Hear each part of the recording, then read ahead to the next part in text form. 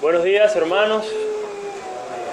Nuevamente bienvenidos a los amigos que nos visitan, a hermanos de otras congregaciones, bienvenidos. Nuevamente a escuchar la palabra de Dios, venir a la casa de Dios, reunirnos como pueblo suyo delante del Rey de Reyes y Señor de Señores. Amén. Vamos a orar, hermanos. Bendito Dios, esta parte de tu iglesia universal, esta iglesia local que tú has unido, que tú has formado acá en Maracay, reunidos en tu nombre. En tu nombre nos congregamos para celebrar el nombre de Cristo. Señor, hoy queremos rogar tu bendición. Queremos que tu presencia esté con nosotros, como tú has prometido. Que tu Espíritu Santo obre en nuestros corazones y en nuestras mentes. Que tú ilumines tu palabra para cada día conocer más las grandezas y los misterios de Cristo, Señor. Que tú aumentes nuestra fe. Que tú nos hagas contemplar las maravillas y la grandeza de tu poder. Que nos ayudes a vencer cada día más el pecado. Que nos ayudes a perseverar hasta el final, Señor. Úsame, Señor, como un vaso que soy. Que tú seas glorificado, Señor. Da palabra a tu pueblo, Señor. A tu iglesia, ayúdanos a estar atentos. Ayúdanos con el sueño, con el cansancio, con los niños. Ayúdanos, Señor, porque queremos escuchar tu palabra, Señor. Bendice a tu iglesia, en el nombre de Cristo. Amén. Bueno, vamos hoy, Señor nos permite, vamos a hablar hoy de un tema muy importante acerca de la identidad de Cristo y es su identidad como Rey. Hablaremos, Dios mediante, hoy sobre su oficio como Rey. Voy a citar dos textos que veremos otros más, pero vamos a ir a dos textos importantes acerca de ese Rey, el reinado de Cristo. Uno es en 2 de Samuel capítulo 7. 2 de Samuel capítulo 7.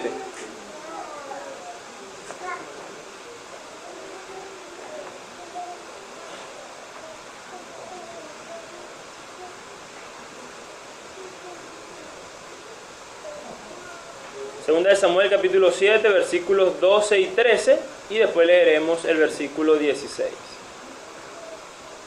Versículos 12 y 13, esto es el pacto o las promesas que Dios le hizo a David, su siervo.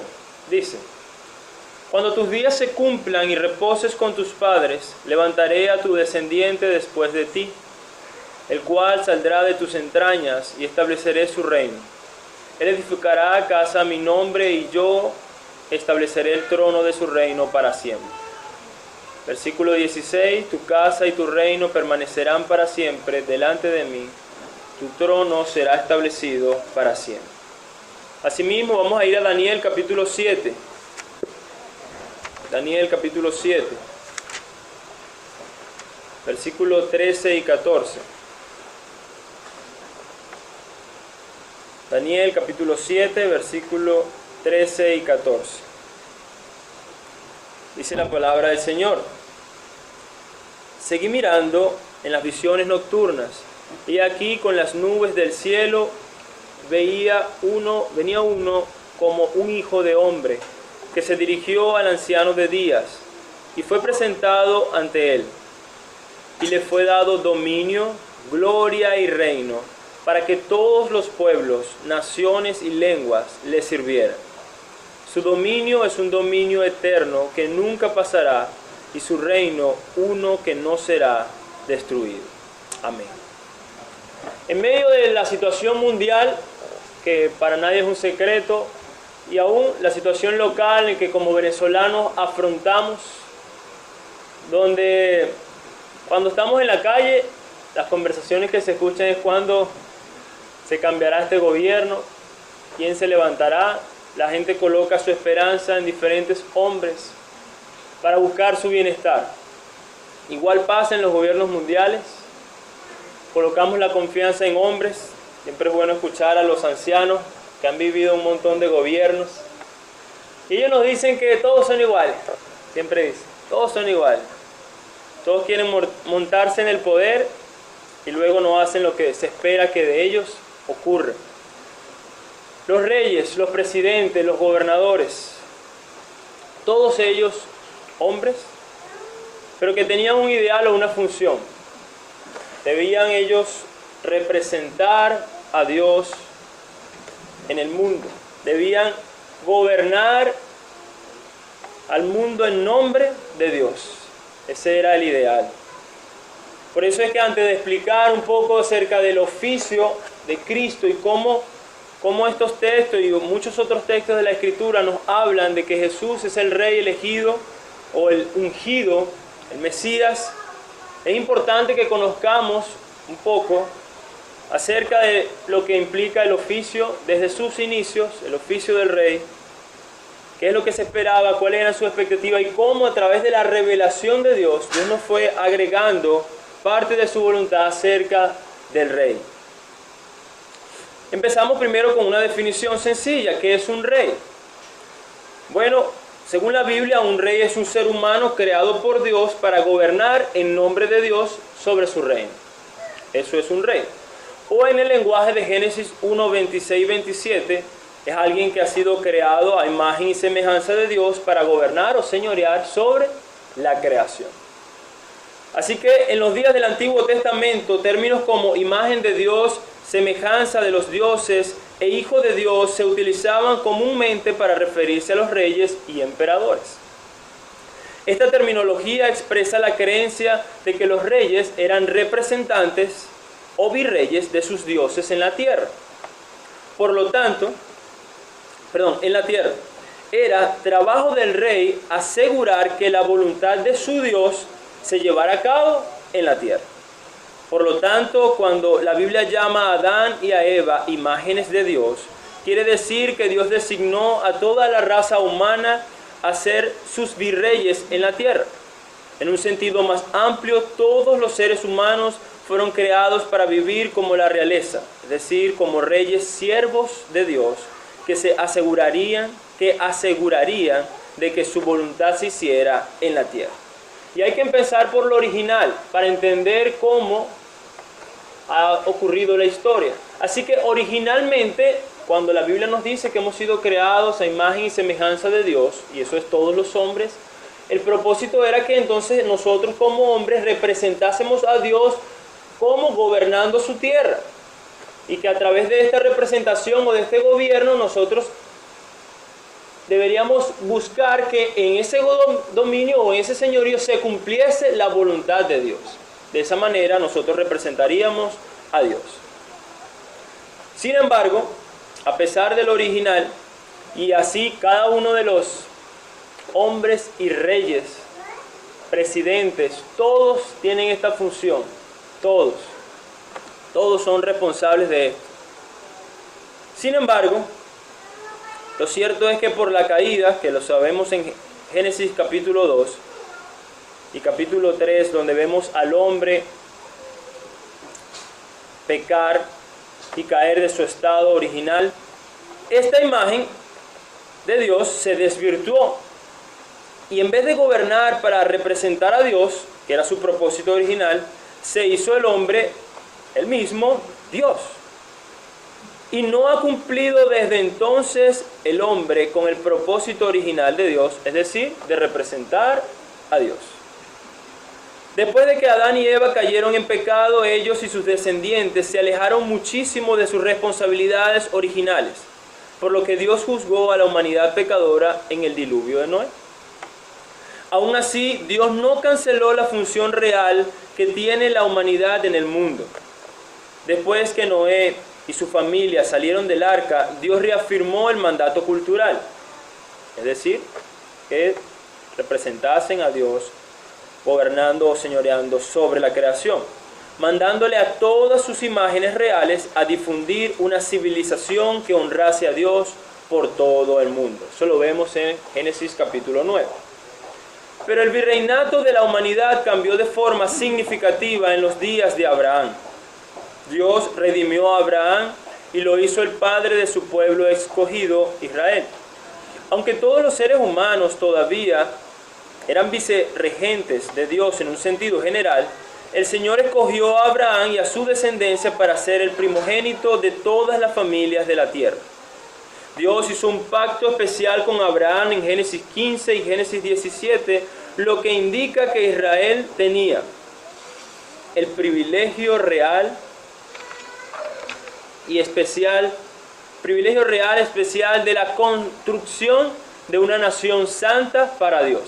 Recordemos que en ese pacto, ya en el pacto hablamos del Éxodo, las promesas que Dios le da a Israel era de convertir a esa nación en una nación de ¿qué? De reyes y sacerdotes. Así que esto no era algo nuevo, sino que desde sus propósitos originales la raza fue creada, la raza humana, para eso, para que seamos reyes y sacerdotes. Entonces, por causa del pecado, a pesar de eso, como hemos ido viendo, Dios siguió manteniendo dicho mandato. En Abraham le promete que en su descendencia serían benditas las naciones de la tierra y que de su descendencia también nacerían reyes. Eso formaron parte de las promesas que tenía Abraham. Y bueno, que de él haría una nación que es Israel, que nosotros conocemos, de quien representaría a Dios en el mundo. De esta nación, y es esta nación donde sería el punto de partida para la difusión de la voluntad de Dios para todas las naciones. Así que en aquel momento Israel iba a ser el centro para que el mundo viese cómo era ese Dios. Israel representaba a Dios y a partir de Israel el mundo debería conocer a ese Dios, al único Dios verdadero. Seguimos la historia de la revelación. Durante la entrega de la ley a Moisés, Dios anticipó que era su voluntad levantar a un rey. Y hasta dio algunos requisitos que pudiéramos resumirlos. ¿Dónde están esos requisitos? Vamos a ir a Deuteronomio capítulo 17. Es interesante que mientras se está dando la ley allí en el libro de los Éxodos y este resumen en Deuteronomio capítulo 17, aún no había un rey oficial en Israel. Sin embargo, ya Dios nos daba pistas de que era su voluntad que un rey se levantase, se erigiese. Deuteronomio capítulo 17, versículo 15 al 20. Perdón, desde el 14. Desde el 17, desde el 14 al 20, dice: Cuando entres en la tierra que el Señor tu Dios te da y la poseas y habites en ella y digas: pondré un rey sobre mí como todas las naciones que me rodean. Ciertamente pondrá sobre ti al rey que el Señor tu Dios escoja. Empieza a hablar de requisitos. A uno de entre tus hermanos pondrás por rey sobre ti. No pondrás sobre ti a un extranjero que no sea hermano tuyo. Además, él no tendrá muchos caballos, ni hará que el pueblo vuelva a Egipto para tener muchos caballos, pues el Señor te ha dicho: jamás volveréis por ese camino. Tampoco tendrá muchas mujeres, no sea que su corazón se desvíe. Tampoco tendrá grandes cantidades de plata u oro. Y sucederá que cuando él se siente sobre el trono de su reino, escribirá para sí una copia de esta ley en un libro, en presencia de los sacerdotes levitas. La tendrá consigo y la leerá todos los días de su vida, para que aprenda a temer al Señor tu Dios, observando cuidadosamente todas las palabras de esta ley y estos estatutos, para que no se eleve su corazón sobre sus hermanos, y no se desvíe el mandamiento ni a la derecha ni a la izquierda, a fin de que prolongue sus días en su reino, él y sus hijos, en medio de Israel. Pudiéramos resumirlo de la siguiente manera. Los requisitos que nos da allí Deuteronomio es que debía ser escogido por Dios, este rey que debía ser un israelita, que debería confiar en Dios y no en los medios humanos para la prosperidad y seguridad de su pueblo, y que él debía ser fiel y leal a Dios y a su pacto.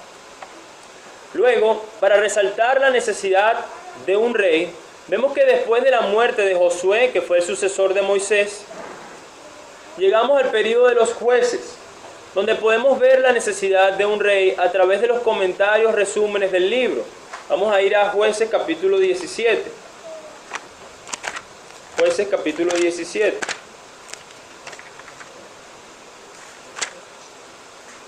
Jueces 17:6. Dice Jueces 17:6, en aquellos días no había rey en Israel. Cada uno hacía lo que a sus ojos le parecía bien. Y si vamos allí mismo en el capítulo 21, versículo 25, que es donde cierra el libro, el último versículo del libro, dice, en esos días no había rey en Israel y cada uno hacía lo que le parecía bien ante sus ojos. En otras palabras, cada quien hacía lo que le venía en gana. Esa era la realidad que tenía el pueblo de Israel durante este periodo del tiempo de los jueces. Quienes han leído alguna vez el libro de los jueces, vemos el declive y la subida, era como una montaña rusa. En un momento el pueblo estaba mal y triste, clamaban a Dios, rogaban por Dios misericordia, Dios les enviaba un juez o un caudillo, quien mientras ese caudillo les libertaba, el pueblo estaba en alegría, estaba todo bien. Pero de repente este caudillo pasaba y otra vez el pueblo volvía al pecado y se apartaba de Dios y venía la idolatría, otra vez venía el juicio de Dios contra la nación. Y así usted ve en ese libro de los jueces ese constante declive. Y nos revela entonces la necesidad que tenían ellos de un rey. Pasando a los hechos históricos ahora durante la monarquía en Israel, vamos a ir a 1 Samuel capítulo 8. Seguimos con la historia de la revelación. 1 Samuel capítulo 8.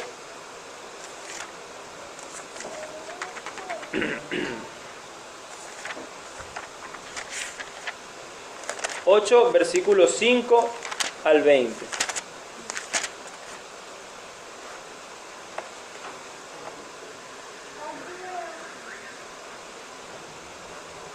Versículo 4 al 20 dice, 1 Samuel capítulo 8. Entonces se reunieron todos los ancianos de Israel y fueron a Samuel en Rama y le dijeron, mira, has envejecido y tus hijos no andan en tus caminos. Ahora pues, danos un rey para que nos juzgue, como todas las naciones.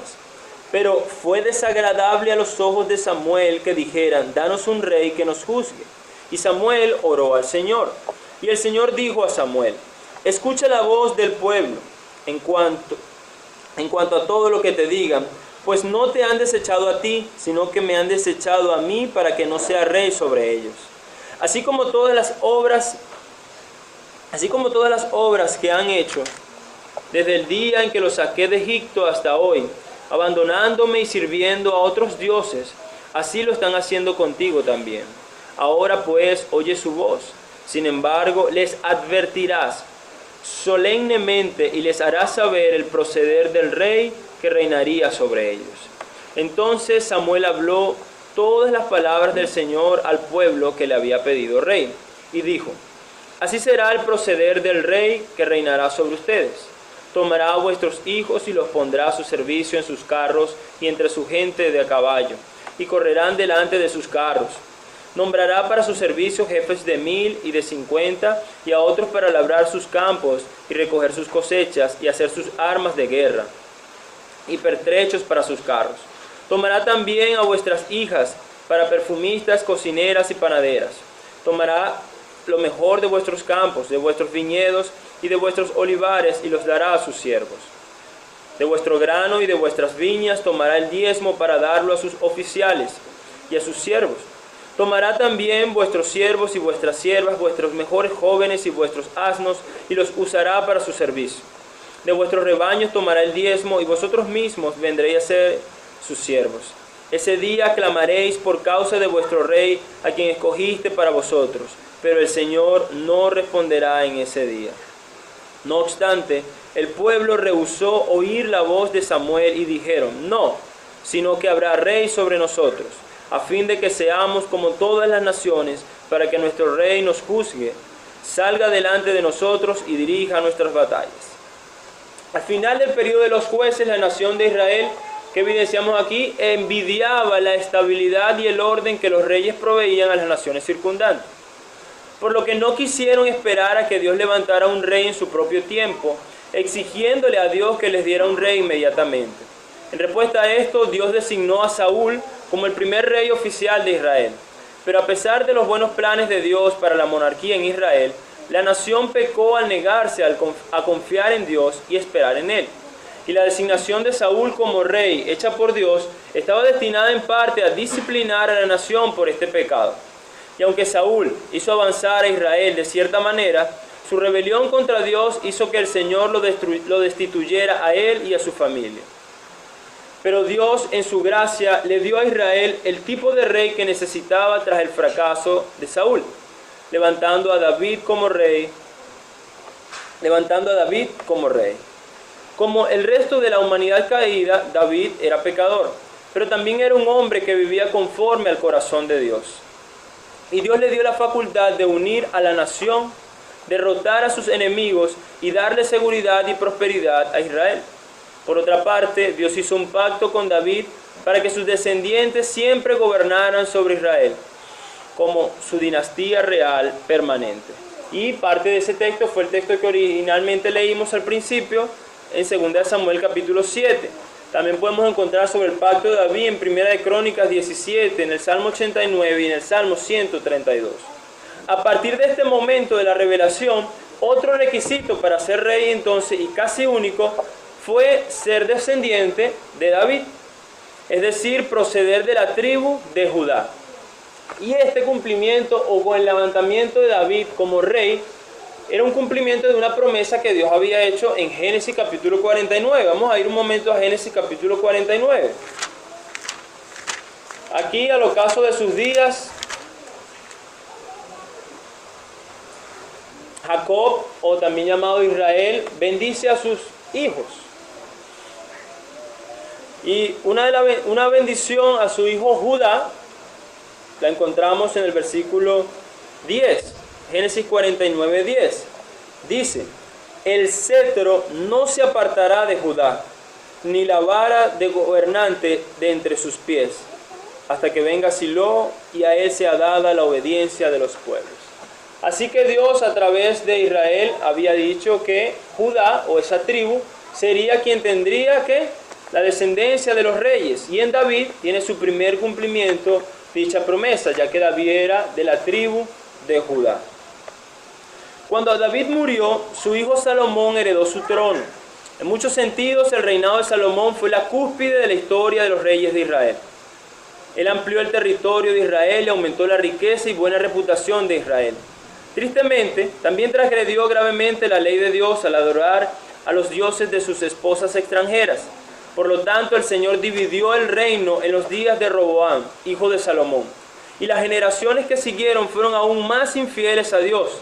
De modo que con el tiempo, tanto Israel como Judá cayeron bajo el juicio de Dios y fueron expulsados de sus tierras. El reino del norte de Israel fue conquistado por Asiria en el año 723 aproximadamente antes de Cristo. Y el reino del sur, Judá, fue conquistado por Babilonia en el año 587 antes de Cristo.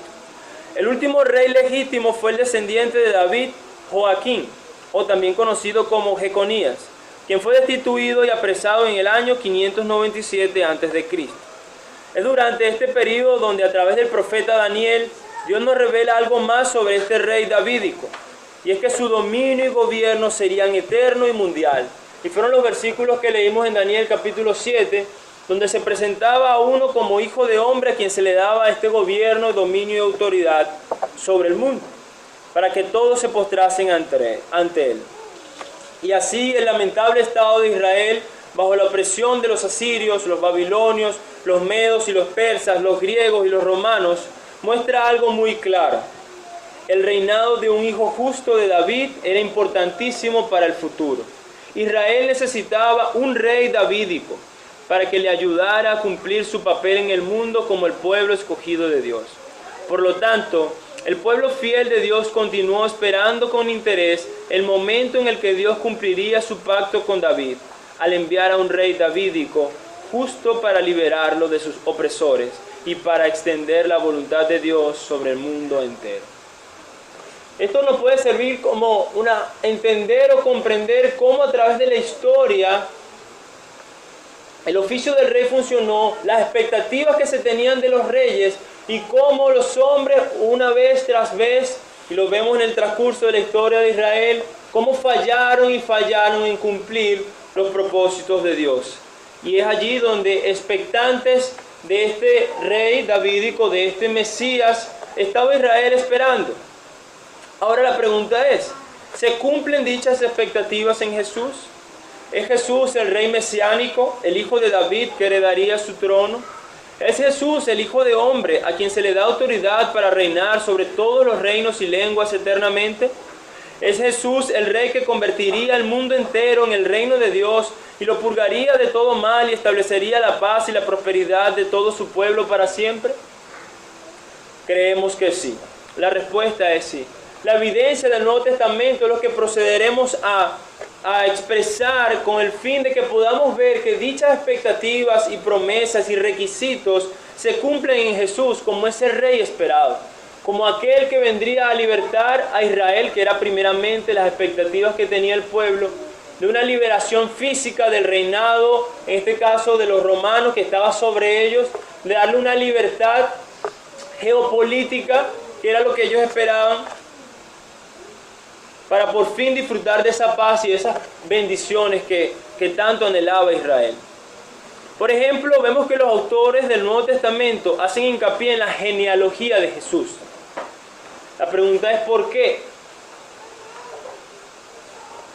¿Qué es lo que tiene que ver Mateo capítulo 1, por ejemplo, acerca de Cristo? Bueno, ahí nos hablan acerca de la genealogía de Jesús. ¿Qué es lo que quiere Mateo decirle a sus destinatarios y nos quiere decir a nosotros? Bueno, él quiere probar que Jesús es de la tribu de Judá, que él es un descendiente de David, y solo así, entonces, él puede reclamar el trono de su padre, tal como vimos en el pacto que Dios le hizo a David. Si Jesús no es descendiente de David, no podía entonces ser este famoso Mesías o este famoso rey davídico que la gente estaba esperando. Así que en este caso Mateo, para persuadir a sus destinatarios de que en Jesucristo Él es ese Mesías y ese rey, entonces Él les dice, vean su genealogía, y se rastrea la ascendencia de Jesús. De igual manera, Mateo nos dice que en su genealogía también que Jesús era israelita, que era un descendiente de Abraham, que era un descendiente de David, como dije, de la tribu de Judá. Pablo nos dice lo mismo en Romanos 1:3. Dice así la Escritura acerca de su hijo que nació de la descendencia de David según la carne.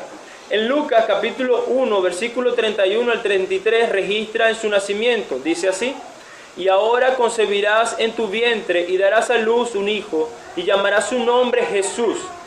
Este será grande y será llamado Hijo del Altísimo.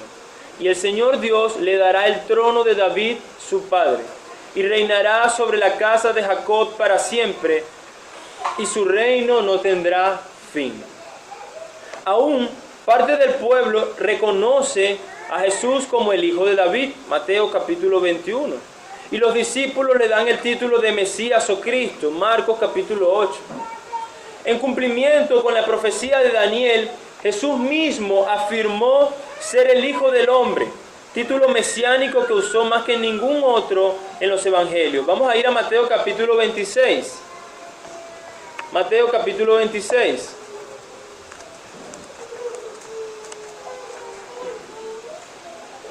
Versículos 63 y 64.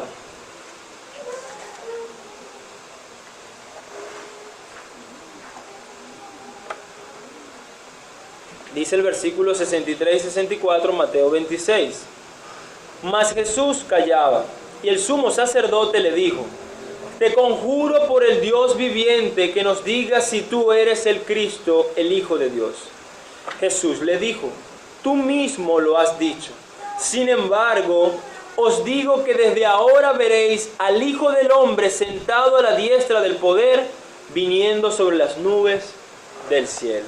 Así que Jesús le dice, no solo por la afirmación tuya, sino que Él nuevamente afirma su identidad como el Hijo del Hombre.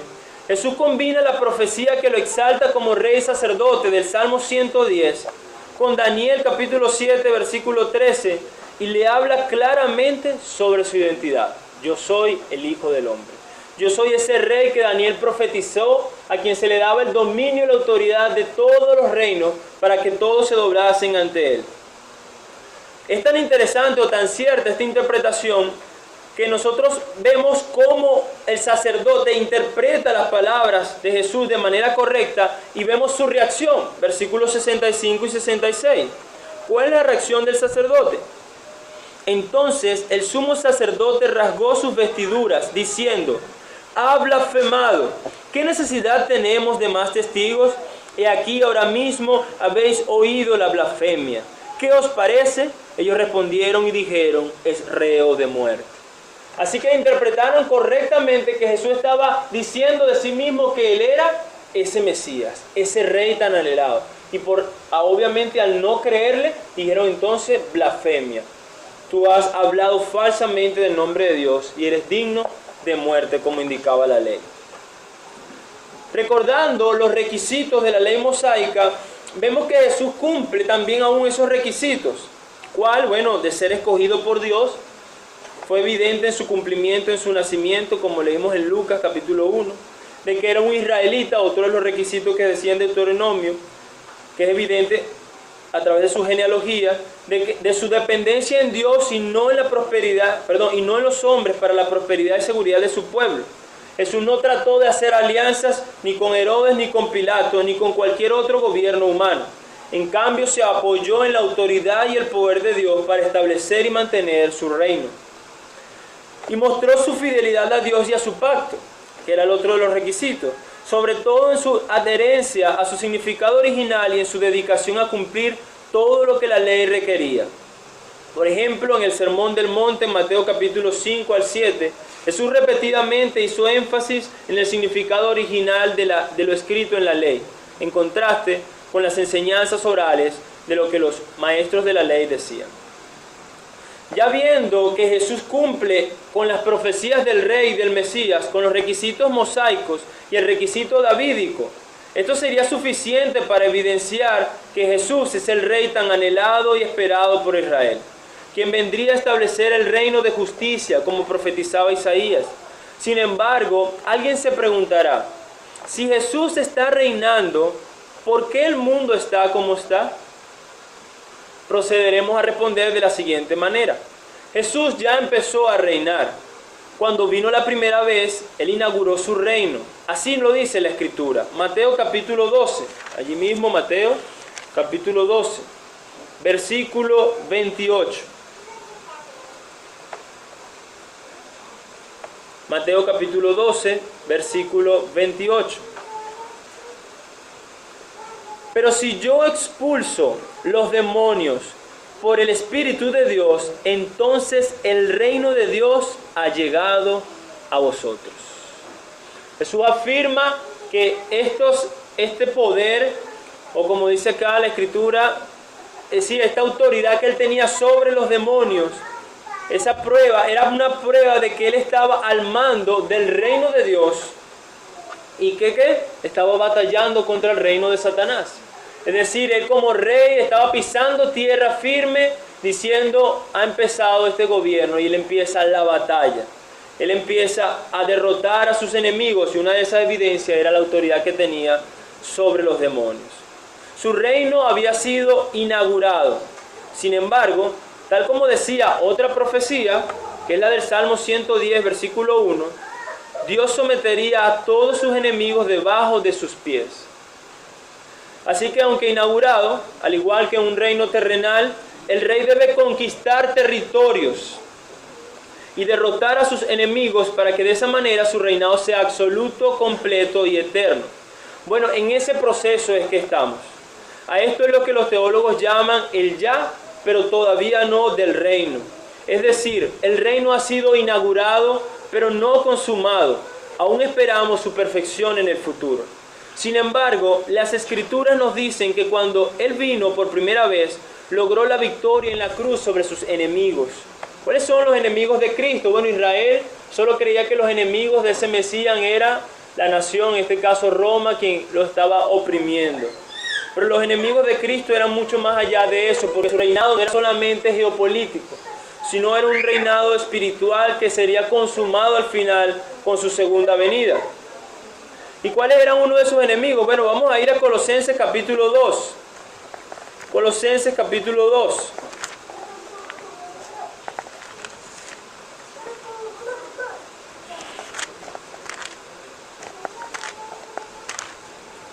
Versículo 15. Y habiendo despojado a los poderes y autoridades, hizo de ellos un espectáculo público, triunfando sobre ellos en la cruz. Triunfando sobre ellos por medio de él. ¿A quién? Ahí está derrotando a los demonios. Los demonios fueron derrotados en la cruz, dice el texto. Pablo está usando aquí un lenguaje metafórico para expresar la contundente victoria de Cristo sobre los demonios. No sé si alguno ha visto esas películas 300, Troya, algunas de esas de guerra, donde en medio de esas batallas, cuando se enfrentaban reyes o príncipes, quien ganaba la batalla en el carro, en un carro que ellos tenían, colocaba al perdedor, lo amarraba muerto allí en el carro, en una cadena, y lo amarraba y lo paseaba y se lo exhibía al mundo, a todos sus enemigos. Miren, yo gané. Este es el lenguaje que está usando Pablo para hablar de la contundente victoria que tuvo Cristo en la cruz. ¿Sobre quién? Sobre los demonios. Diciéndolo, los exhibió públicamente. Es como que si Cristo, montándose en el carro, llevaba a todos los demonios en cadena, diciéndole: yo los vencí a todos en la cruz, dando la certeza y la autoridad y el poder de su reinado. Seguimos. ¿Cuáles son otros de los enemigos que tiene Cristo? El pecado. Empezamos allá en lo original, que el pecado estropeó todos los planes originales. Bueno, Cristo vino en la cruz a derrotar al pecado. Dice la Escritura allí mismo en Colosenses lo siguiente, versículos 13 y 14.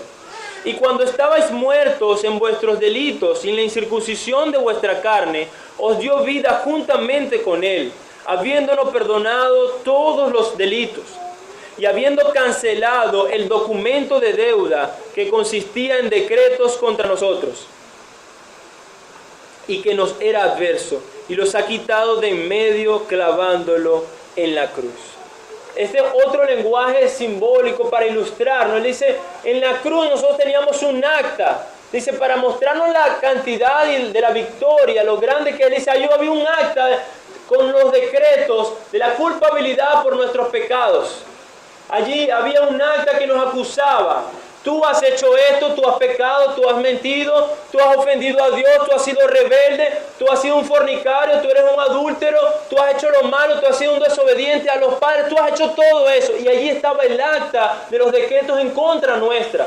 Pero la grandeza de la autoridad de este rey es que en la cruz, con esto más grande de humillación, él está derrotando aún el pecado. Porque el pecado es el que nos condena ante Dios. Si no tuviésemos pecado, ninguna condenación habría. Pero por causa del pecado, todos los hombres son culpables ante Dios. Y allí está en la Biblia la palabra de Dios diciéndonos la contundente victoria de Cristo, en la cual agarró esa acta y la anuló, la destrozó diciendo, hay perdón de pecados, hay victoria para mi pueblo. Y así seguimos con los enemigos de Cristo. Allí sobre el pecado, por ejemplo, también Jesús nos dice en Juan capítulo 8, dice, en verdad os digo que todo el que comete pecado es esclavo del pecado. Así que, si el Hijo os libertar, seréis verdaderamente libres. Solo Cristo libera al hombre verdaderamente de la esclavitud al pecado. No hay otro rey como Él.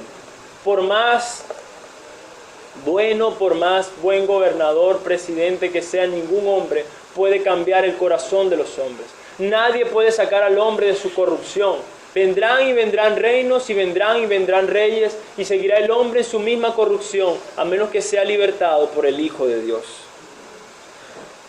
Si hablar del otro enemigo que vino como consecuencia del pecado, es decir, la muerte. Y Cristo venció a la muerte en la cruz, dice Romanos capítulo 6, versículo 9, sabiendo que Cristo, habiendo resucitado entre los muertos, no volverá a morir. ¿Por qué? Porque ya la muerte no tiene dominio sobre él. Romanos capítulo 6, versículo 9. La resurrección de Cristo le dijo al mundo, no hay autoridad, no hay poder de la muerte sobre mí. Yo la he vencido. Y siguen los enemigos de Cristo siendo derrotados y vamos por Satanás. Y dice Hebreos capítulo 2, versículo 14. Así que por cuanto los hijos participaron de carne y sangre, Él igualmente participó también de lo mismo. Es decir, que Jesús se hizo humano. ¿Para qué? para anular mediante la muerte el poder de aquel que tenía el poder de la muerte, es decir, al diablo. Jesús logró la victoria sobre sus enemigos, hermanos, y sobre aquellos que dañan a su pueblo. Como decíamos al principio, fue por causa del pecado que todo el plan original se desvirtuó, trayendo esclavitud al pecado, enfermedades y la muerte física y espiritual a todos los hombres. Y es ahora en Jesús, el segundo Adán, el profeta, sacerdote y rey, en quien serán restauradas todas las cosas. Y esa es la esperanza del cristiano, el cielo nuevo y la tierra nueva. No más dolor, no más enfermedades, no más injusticias, no más muertes, sino vida eterna de perfecta comunión con Dios y su pueblo por la eternidad. Estas son las buenas noticias de Jesucristo. Este es el reino de Dios consumado. Y esto ocurrirá cuando por segunda vez venga nuestro Rey Jesús a buscar a su pueblo y a juzgar a las naciones para el establecimiento perfecto del reino eterno. Amén. Esto es lo que nosotros anhelamos, hermanos. Estas sí son buenas noticias. En medio de tanto caos, en medio de tanta desesperanza, en medio de tanta frustración, día tras día que afrontamos, en medio de tantas noticias tristes, estas sí son buenas noticias. Saber que tenemos al Rey de Reyes y Señor de Señores, que ha inaugurado su reino, que nos ha salvado a nosotros, que nos ha escogido para sí, para poder disfrutar de Él en un mundo perfecto y sin pecado, eternamente y para siempre. Esas son buenas noticias. Ahora, ¿qué implicaciones tiene el hecho de que Jesús sea el Rey? Hay muchísimas implicaciones, muchísimas, no podemos hablar de todas, pero hay algunas implicaciones importantes que quiero resaltar sobre el hecho de que Jesús sea el Rey, que Él sea el Mesías. Y empezaremos en cuanto a las relaciones. ¿Qué implica que Jesús sea el Rey de Reyes? Bueno, en cuanto a las relaciones, el Rey Jesús entonces es el amo y nosotros, o los que nos profesamos ser cristianos, somos los esclavos o los súbditos. Él nos compró con su sangre, dice la Escritura. Ya no nos pertenecemos a nosotros mismos ni a ningún otro, sino que debemos vivir para Él. Vamos a ir a 2 de Corintios, capítulo 5, versículo 14. 2 de Corintios, capítulo 5, versículo 14. Dice: pues el amor de Cristo nos apremia, habiendo llegado a esta conclusión, que uno murió por todos, por consiguiente todos murieron. Y por todos murió. ¿Para qué? Para que los que viven ya no vivan para sí, sino para aquel que murió y resucitó por ellos. Esa es una implicación directa de la relación que nosotros tenemos cuando profesamos decir que Jesús es nuestro Señor. Por eso Jesús, en una ocasión en los evangelios, leemos que a la multitud que le seguía, que le llamaban Señor, le digo: ¿por qué me llaman Señor, Señor, si no hacen lo que yo les digo? Es en vano entonces lo que decimos. Profesar de labios que Cristo es el Señor implica que Él es el Rey y que Él es el amo. Y si tú le dices Señor, eso implica que entonces tú eres su súbdito, tú eres su esclavo. Y si no estás dispuesto a someterte al Rey, entonces Él no es tu Rey y Él no es tu amo. Pero quienes profesan seguir a Cristo, esto es lo que Él exige. Por eso Él le dice a los hombres que si alguno quiere venir a mí, ¿qué dice? Niéguese a sí mismo. ¿Qué te está diciendo? No vivas para ti, vas a vivir para mí. Y si no estás dispuesto a vivir para mí y a renunciar a ti mismo, entonces no me sigas. Vete y haz lo que tú quieras. Así de claro y exigente era, porque Él no es cualquier persona. Él no es cualquier persona. Él es el Rey de Reyes y el Señor de Señores. Y por eso Él pide una obediencia absoluta o nada. Por eso dice en la Escritura, en Apocalipsis, que el tibio lo vomitará el Señor. Ay, con ese coqueteo que si soy cristiano, que juego a ser cristiano, que si sí, que si no, y sigo en lo mismo. Él dice, lo vomitará el Señor. Porque a quien estamos sirviendo y a quien estamos representando es el Rey eterno del universo. Y eso es lo que está en juego. Cuando Él nos salva, nosotros estamos diciendo, somos tus súbditos, haz con nosotros lo que tú quieras. En cuanto a la santificación, hermano, hay buenas noticias. Cuando hablamos de la santificación y que Cristo nos salva y que leemos ahorita que Jesús es quien nos liberta de la esclavitud del pecado, como leíamos en Juan 8:36, como leímos en Colosenses que era perdonado todos nuestros pecados, hermanos, hay buenas noticias.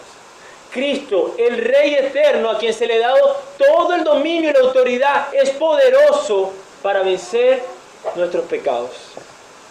Hermano, pero yo estoy luchando, hermano, que está difícil, que el pecado me está dominando. Hermano, yo te digo, estás luchando con los medios que Cristo te ha dado. Porque si desprecias los medios que Cristo te ha dado, no puedes esperar la victoria. Él es el Rey, Él es el amo y te ha dicho de una manera cómo luchar contra el pecado, cómo vencerlo. Es más, no solo te ha dejado a ti, porque a veces creemos o se nos olvida y creemos que estamos solos luchando contra el pecado. No, nos ha dado lo más valioso, el Espíritu Santo, para poder vencer al pecado. O sea, el Espíritu de Dios mora en cada verdadero hijo de Dios, dándole el poder para vencer al pecado. Ayudándolo, como dice Romanos capítulo 8, que por medio del Espíritu a poder hacer morir las obras de la carne. Poder nosotros resistirnos cuando viene la tentación y nos seduce hacia lo malo y nos seduce hacia despreciar al Rey y decir, no, a mi Rey no le agrada. Y poder huir en una dirección contraria. Solo eso es posible por el Espíritu Santo. Y nosotros que profesamos ser sus hijos, Él nos ha dado su Espíritu. No solo nos ha dado su Espíritu, nos ha dado a la iglesia, al cuerpo de Cristo. Nos dice que tengamos cuidado, nos advierte en Hebreos capítulo 3, de que no haya en nosotros un corazón de ¿qué? De incredulidad, para apartarnos del Dios vivo y despreciemos las promesas tan grandes que anhelamos. Que al final todo este esfuerzo que estamos corriendo y corriendo esta batalla, al final sea en vano, si al final tú desprecias al Salvador, si al final tú desprecias al Rey de Reyes. Él te ha dado a la iglesia y dice, exhórtense los unos a los otros mientras fuera hoy. O sea, nos habla de una urgencia, de un presente, de estar atentos para que el pecado no nos engañe y no nos ciegue y terminemos apartándonos del Dios vivo y perdiendo las promesas de este Rey. Dice, al contrario, nos ha dado a la iglesia para animarnos, para consolarnos, para fortalecernos. Y de esta manera estamos luchando contra el pecado. Tenemos esperanza de que cuando Cristo venga, hermano, escucha bien, por fin cuando Cristo venga, nunca más pecaremos. Nunca. Por fin le honraremos como Él se merece. Hermano, perfectamente, eso es algo grandioso. O sea, cuando nosotros vemos nuestra maldad, a veces nos provoca a nosotros mismos golpearnos, matarnos, de cómo el pecado nos asedia, pero Hebreo nos dice que nos despojemos de ese peso del pecado que nos asedia, que sigamos corriendo la batalla, que perseveremos y perseveremos, confiando en las promesas. Hay algo grande que nos espera ese reino consumado, por fin verle a Él cara a cara, y entonces nos anima a perseverar con esa esperanza, sabiendo que Él está luchando con nosotros.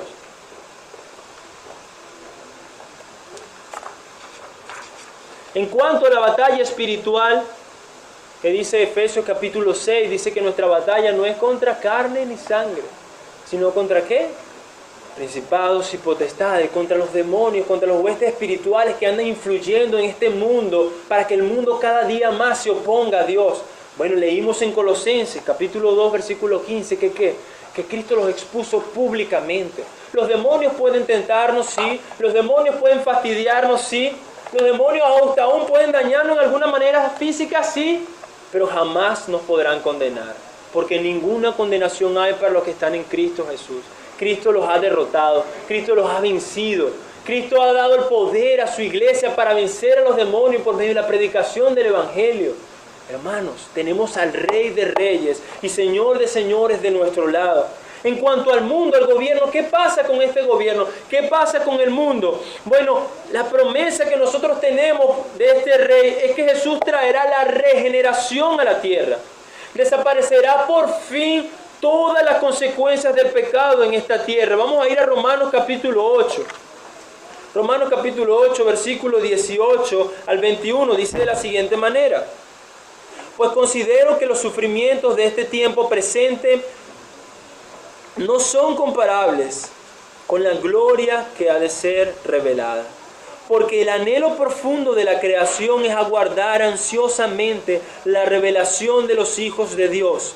Porque la creación fue sometida a vanidad, no de su propia voluntad, sino por causa de aquel que la sometió, en la esperanza de que la creación misma será también liberada de la esclavitud de la corrupción a la libertad de la gloria de los hijos de Dios. Este mundo caído, este sistema caído será renovado. Esa es la esperanza que tenemos, por eso habla la Biblia de un cielo nuevo y una tierra nueva, donde las consecuencias del pecado que han afectado a todo este sistema desaparecerán. Y esa es la promesa que tiene Cristo para su pueblo. Cuando Él venga, así ocurrirá en la regeneración. Él traerá el famoso reino de justicia que nos profetizaba Isaías. En cuanto a la muerte, hermanos, ¿qué implica que Jesús es el Rey? Bueno, el Rey Jesús ha vencido la muerte y todo su pueblo también la vencerá en la resurrección. Primera de Corintios capítulo 15, vamos allá, Primera de Corintios capítulo 15, versículo 50 en adelante. Miren este hermoso, cómo habla la Escritura acerca de la victoria que nosotros tendremos sobre la muerte en la resurrección gracias a la obra de Cristo. Gracias a que Cristo es el Rey quien venció a la muerte. Dice versículo 50, y esto digo, hermanos, que la carne y la sangre no pueden heredar el reino de Dios, ni lo que se corrompe heredará lo incorruptible. He aquí os digo un misterio. No todos dormiremos, pero todos seremos transformados en un momento y en un abrir y cerrar de ojos, a la trompeta final. Pues la trompeta sonará y los muertos resucitarán incorruptibles y nosotros seremos transformados. Porque es necesario que esto corruptible se vista de incorrupción y esto mortal se vista de inmortalidad. Pero cuando esto corruptible se haya vestido de incorrupción y esto mortal se haya vestido de inmortalidad, entonces se cumplirá la palabra que está escrita. Devorada ha sido la muerte en victoria. ¿Dónde está, oh muerte, tu victoria? ¿Dónde, oh sepulcro, tu aguijón? El aguijón de la muerte es el pecado y el poder del pecado es la ley. Pero a Dios gracias que nos da la victoria por medio de nuestro Señor Jesucristo. Aleluya, hermanos. Este cuerpo, aquí esta corrupción, este cuerpo mortal que se daña, será renovado. Esta seducción que tenemos en el pecado internamente será por fin aniquilada.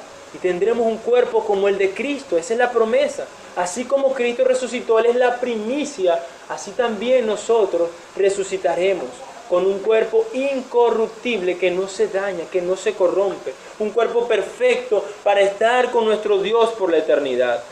En cuanto a los gobiernos, por ser Jesús el Rey de Reyes y Señor de Señores, Él es el único soberano de todos los gobiernos. Desde Maduro hasta Trump, todos rendirán cuenta ante el Rey Jesús. Hermanos, cuando pensamos en la injusticia y la maldad de este mundo, es tan gigantesca. Y la Biblia nos dice que los santos oran porque Dios haga justicia, nos lo dice en Apocalipsis. Y vean este lenguaje como habla Apocalipsis acerca de la venida de Cristo y cómo Él juzgará a los hombres. Apocalipsis capítulo 19. Cómo habla de esa ira y de ese furor que vendrá del verbo de Dios contra todos los hombres que han despreciado al único Rey de Reyes y Señor de Señores. Apocalipsis capítulo 19, versículo del 11 al 16. Dice la palabra del Señor. Y vi el cielo abierto y he aquí un caballo blanco. Miren este lenguaje de rey, de guerra.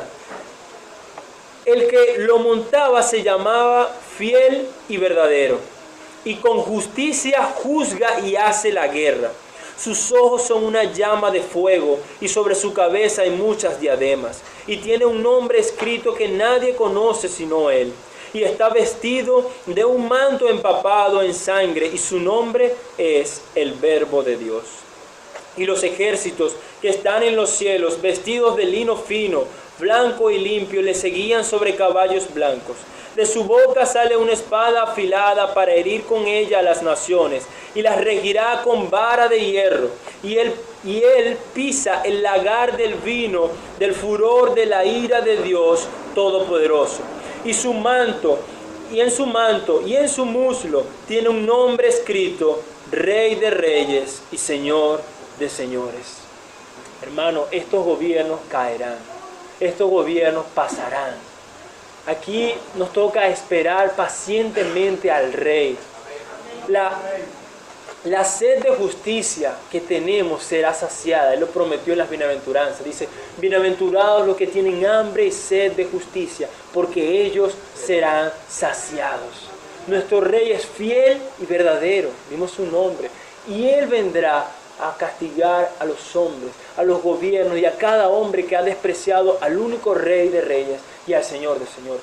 Él vendrá a hacer juicio. Y es en ese aspecto donde, siguiendo la memoria, vamos en cuanto al juicio. Bueno, Jesús fue hecho el juez del mundo. ¿Dónde dice eso? Bueno, en Juan capítulo 5, versículo 22 y 23. Miren lo que dice la palabra allí.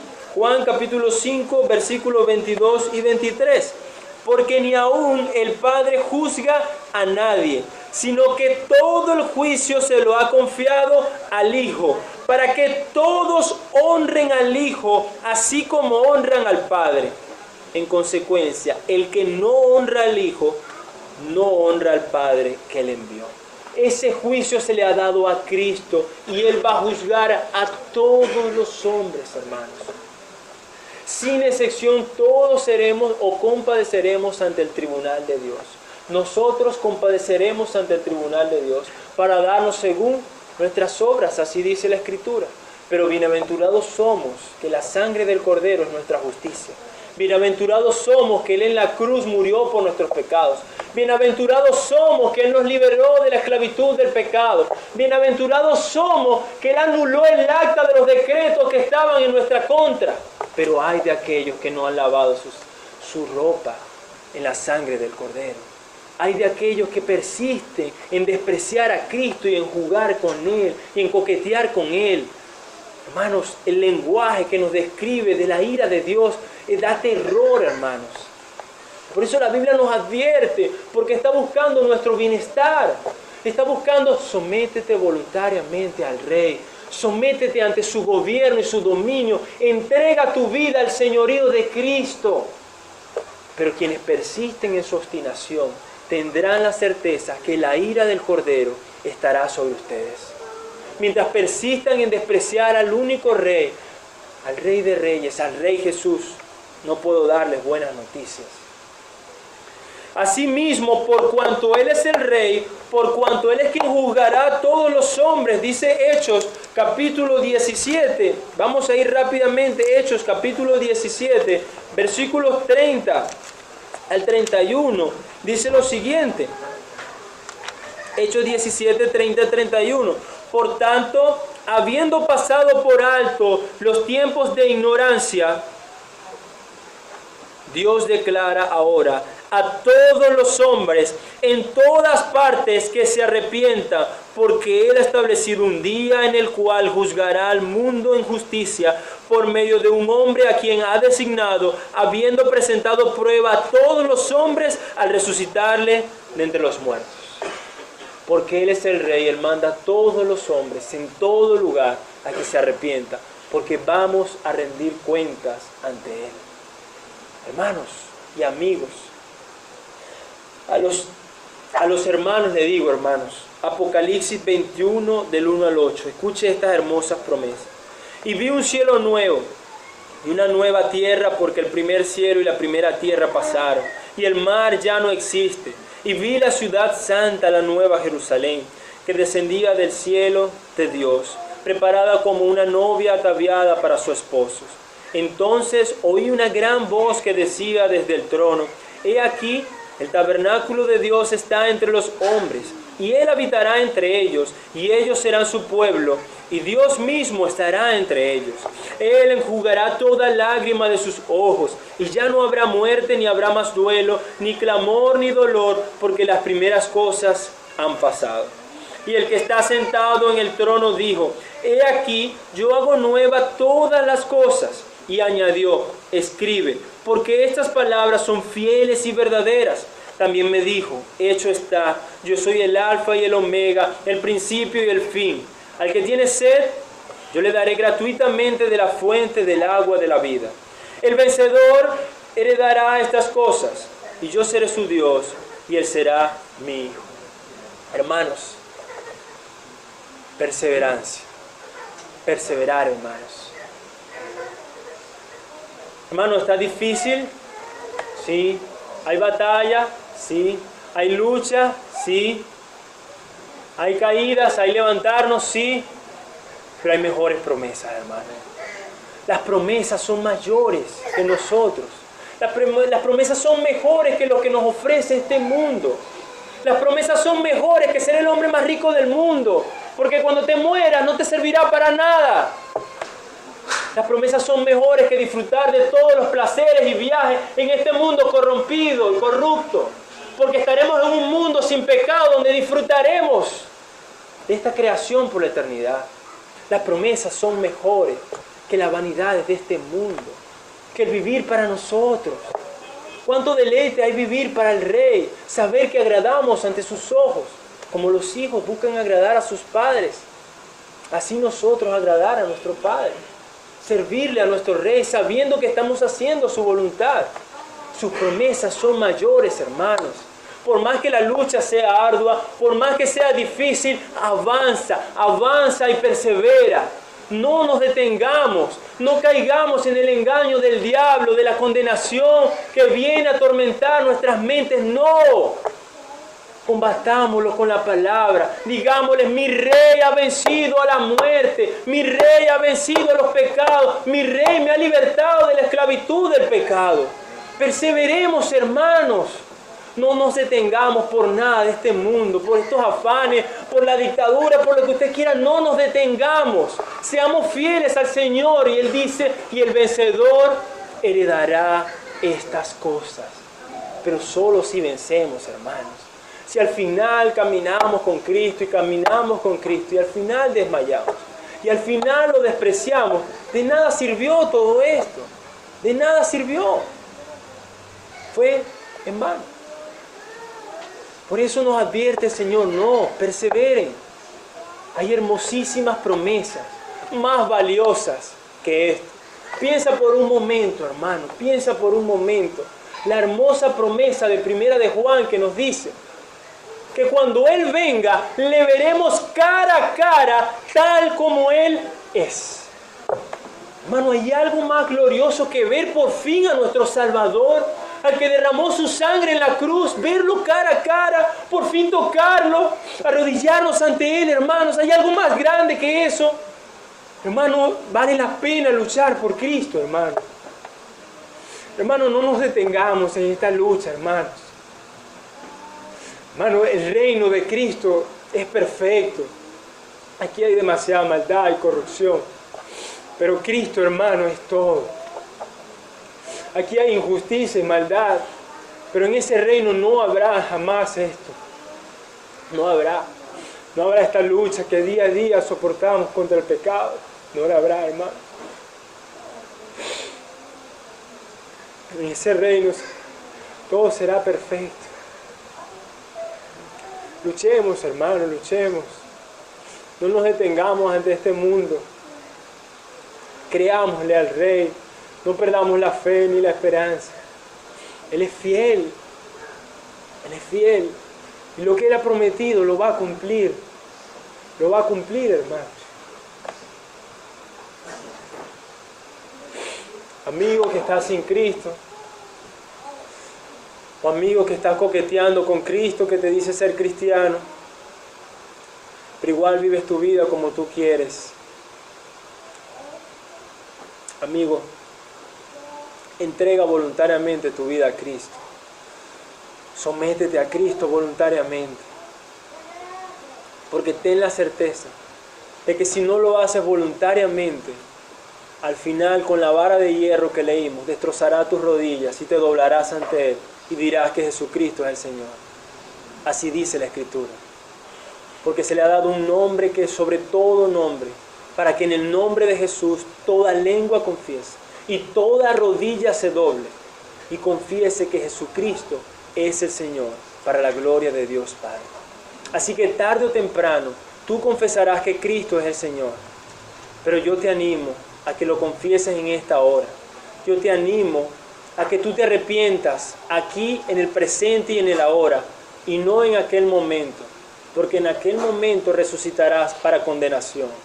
Resucitarás para llevar la ira del Cordero por haberlo despreciado toda tu vida acá en la tierra, por haber sido expuesto a la palabra de Dios una vez y vez tras vez y seguir despreciando al Cordero de Dios. No es en vano estas promesas, no es en vano estas advertencias, amigos. No son en vanos. Termina el versículo de Apocalipsis, versículo 8, diciéndote esto: pero los cobardes, los incrédulos, los abominables, los asesinos, los inmorales, los hechiceros, los idólatras. Yo no soy nada de eso, dirá alguien. ¿Has mentido alguna vez? Eres un mentiroso. Y mira lo que dice el versículo: y todos los mentirosos tendrán su herencia en el lago que arde con fuego y azufre, que es la muerte segunda. Desde el más pequeño hasta el más grande compadecerá ante el tribunal de Dios. Y la única manera en que seas inocente y que salgas justificado es que tú te arrepientas de tus pecados y confíes en Jesús como el Rey de Reyes y el Señor de Señores. Que tú reconozcas que solo en Cristo hay salvación. Que le pidas perdón por tus pecados al Rey que tiene la capacidad de perdonar los pecados, porque se le ha dado toda la autoridad. Y que te sometas a Él, diciéndole que Él es tu Señor y que ahora vivas para Él. Solo así tendrás la certeza de que Cristo te tendrá en aquel reino. Solo así tendrás la certeza de que serás justificado en el día del juicio. Solo así tendrás la certeza que no serás condenado. Y estarás junto a su pueblo, junto a su novia, junto a su iglesia, en las bodas del Cordero, en el mundo perfecto, en el reino de Dios consumado. Eso es lo que nosotros los cristianos profesamos, eso es lo que nosotros los cristianos predicamos, y eso es lo que nosotros esperamos. Y nuestro Dios es fiel y verdadero, y Él lo cumplirá. En esta Navidad, en este tiempo, más que nunca, pongamos nuestra esperanza en Cristo, el Mesías, el Rey. En ese niño Jesús que no solo se quedó en el pesebre, sino que creció, que maduró, que vivió perfectamente la vida que nosotros no podemos vivir, que entregó su vida y su sangre en la muerte en la cruz y que resucitó al tercer día y ahora es Rey y sacerdote, quien intercede por nosotros. Confiemos en Él, hermanos. Como dice Hebreos, pongamos los ojos en Jesús, el autor y consumador de nuestra fe, y perseveremos en esta carrera. Perseveremos en esta batalla y al final, si no desmayamos, obtendremos las promesas. Amén. Oremos. Bendito Dios, hoy te alabamos por tu misericordia, te alabamos por tu grandeza, te alabamos porque ¿quién como tú, oh Señor? ¿A quién te compararemos? Qué tontos somos cuando colocamos al ídolo en lugar del único Dios verdadero. Qué tontos somos cuando nos distraemos con los juguetes de este mundo y despreciamos las hermosas promesas del Rey de Reyes.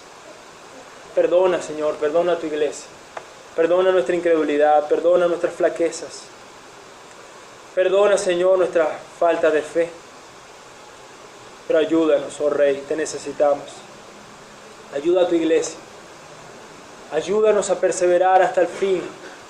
Que cada día estas promesas hermosas sean atesoradas en nuestro corazón y cuando mengue la fe, cuando el pecado quiera seducirnos, Señor, las recordemos, tú las traigas a nuestra mente y las recordemos y digamos, no, Cristo es más valioso.